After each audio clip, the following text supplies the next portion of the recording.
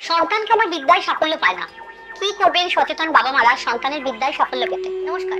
প্রিয় সন্তানকে নিয়ে চিন্তিত, হাজার স্বপ্ন তাকে ঘিরে, নিজের অপ্রাপ্তি তার মাধ্যমে পূরণ করতে চাইছেন, কিন্তু হতাশ হয়ে যাচ্ছেন। সন্তান তো আপনার সুরে গাইছে না, তাকে পড়তে বসাতেই পারছেন না, কোনো কথাই শুনছে না, আপনাদের শত্রু মনে করছে, যা বলছেন তার উল্টোটা করতে চাইছে, বই নিয়ে বসে আছে, মন রয়েছে অন্য কোথাও। আজকের অনুষ্ঠান সচেতন পিতামাতার জন্য। যারা আমার অনুষ্ঠানের দর্শক তাদের ধন্যবাদ। যারা নতুন দেখছেন, যদি আমার আলোচনা ভালো লাগে তবে সাবস্ক্রাইব, ফলো, লাইক, শেয়ার করবেন আশা করি। সন্তানের প্রাপ্তি পিতামাতার তৃপ্তি। প্রত্যেক পিতামাতা চান তার সন্তান সাফল্য পাক, সমাজে প্রতিষ্ঠিত হোক, মানুষের মতো মানুষ হোক, যেন তাকে নিয়ে গর্ব করা যেতে পারে। যে যার সাধ্যমতো চেষ্টা করেন, তবুও কেন সম্ভব হয় না আজ বলবো। সন্তান পড়তে বসতেই চায় না, যত বাহানা, যত সমস্যা পড়তে বসা নিয়ে। সচেতন বাবা মায়েরা করুন, আপনার সন্তান পড়তে বসছে যখন, তখন চেষ্টা করুন তার পাশে বসে থাকার। পড়তে বসার জন্য একটি কাঠের টেবিল চেয়ার ব্যবস্থা করুন। এমন স্থান নির্ধারণ করুন যেখানে সবাই আসা যাওয়া করে না, টিভি চলে না, বাড়ির অন্য কেউ বসে গল্প করে না। মাঝে মাঝে তাকে নিয়ে বেড়াতে যান, বহুদূর যেতে হবে তা নয়, পাশের পার্কে ঘুরিয়ে নিয়ে আসুন। বাবা মাকে কিন্তু ধৈর্যশীল হতে হবে। ভুলেও সন্তানের গায়ে হাত দেবেন না। মনে রাখবেন, ক্লাসে সবাই কিন্তু ফার্স্ট হয় না। শুধু ফার্স্ট হওয়া নয়, হতে হবে ভালো স্টুডেন্ট। আরেকটা কথা মাথায় রাখবেন, সন্তান আপনাকে দেখে অনেক কিছু শেখে। আপনি আপনার বাবা মায়ের সঙ্গে যেরূপ আচরণ করবেন, আপনার সন্তানও আপনার সাথে কিন্তু তাই করবে। কি করবেন?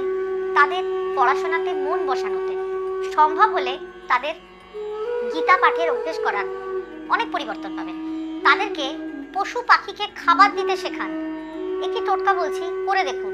যারা অমনোযোগী, পড়তে বসতে চায় না, তাদের বাবা মা শুক্লপক্ষের বৃহস্পতিবার কোনো বট গাছের নিচে গিয়ে বট গাছকে প্রণাম করে একটি বটের পাতা ছিঁড়ে নিয়ে আসুন।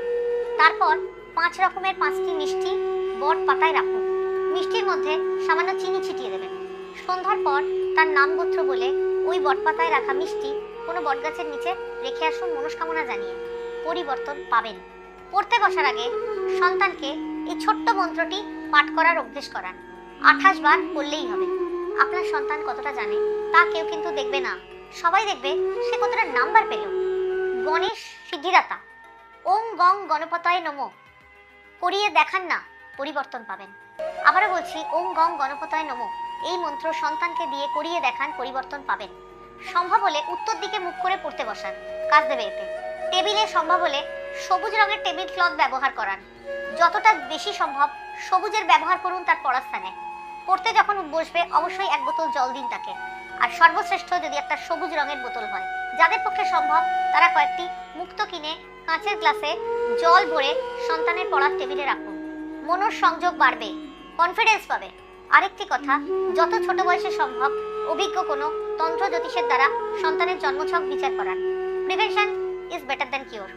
জন্মছকে কোনো সমস্যা থাকলে তার প্রতিকার প্রতিবিধান ছোট বয়সে করিয়ে নিলে তার কোনো নেগেটিভ প্রভাব পরবর্তী জীবনে পড়ে না।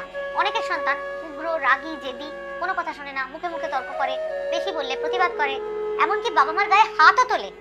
তাদের জন্য এক বিশেষ তান্ত্রিক প্রয়োগ রয়েছে, জলতন্ত্র।